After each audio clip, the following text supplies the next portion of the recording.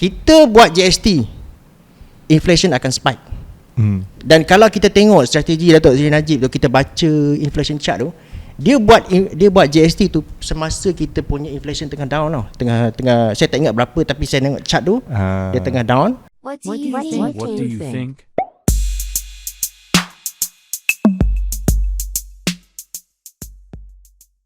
Assalamualaikum dan selamat datang ke What Do You Think? What Do You Think?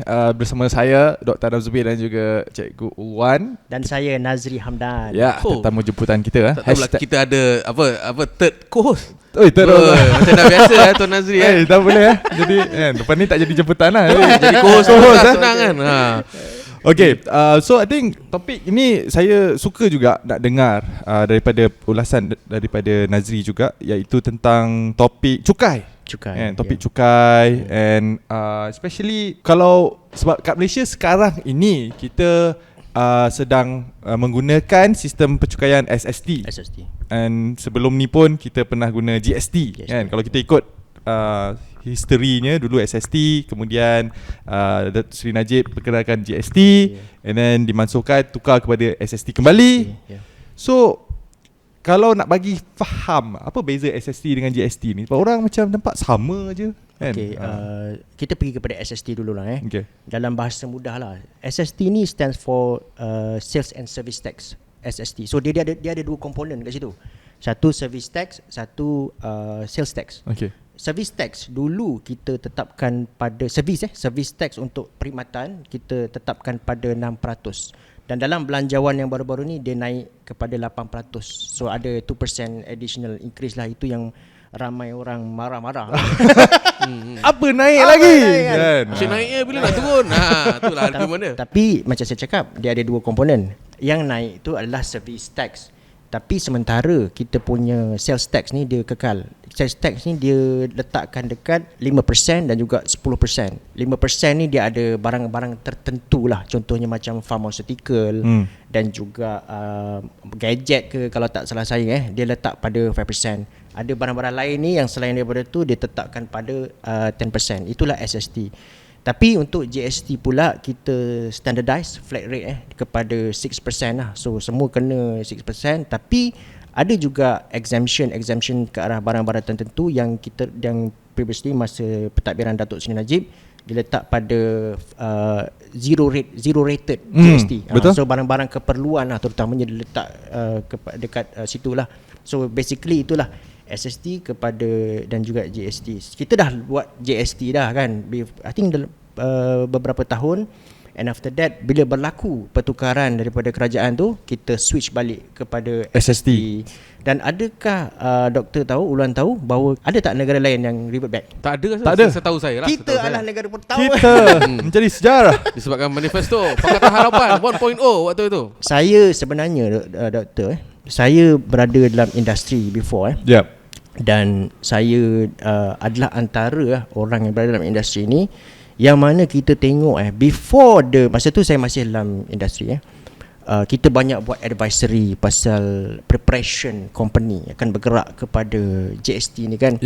And kita kena company dah banyak invest. Betul. They invest a lot untuk preparation sistem GST, hantar staff pergi training.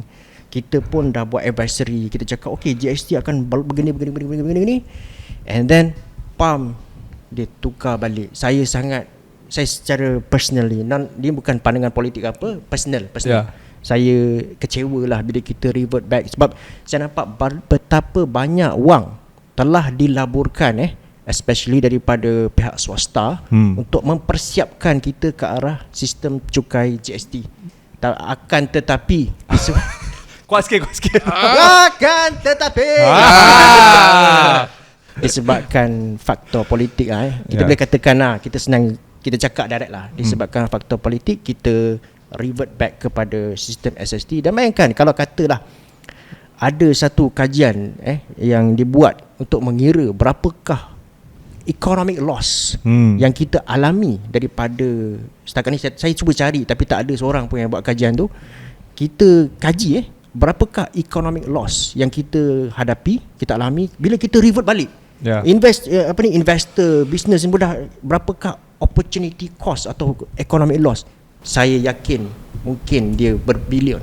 Bercapai bilion-bilion Yes. Tapi kan kenapa okay, so logik akalnya kan, apa yang menyebabkan GST ni macam I can see that Nazri lebih in term of system SST dan GST, mana lebih superior dan kenapa?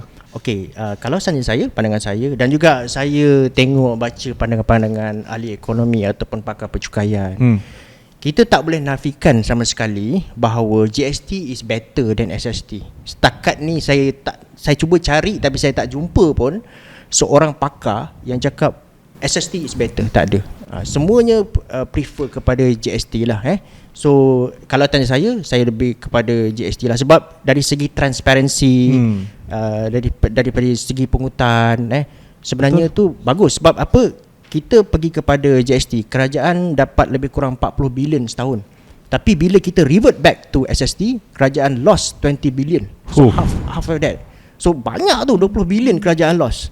So saya rasa tak tahu, sebab pada saya kan, kalaulah pada satu-satu keadaan kita rasa 6% tu tinggi, okay, kita boleh je turunkan during the economic recession.